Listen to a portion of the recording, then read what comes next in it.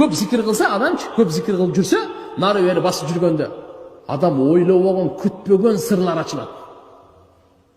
Ойлобогон, күтпөгөн Алла субхана ва тааланын жардам эшиктери ачылат.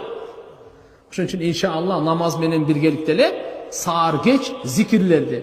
Мына аялдар үйдө кызмат кылып, идиш аяк жууп, кир жууп, үйдү шыпырып, малдарды карап, тоокторго жем салып, ошол эле кезде машаалла уйларды саап, бисмилла менен айтып, кол иш кыла берсин, тил зикирде боло берсин, тил өзүнүн ишин кыла берсин, кол өзүнүн ишин кыла берсин.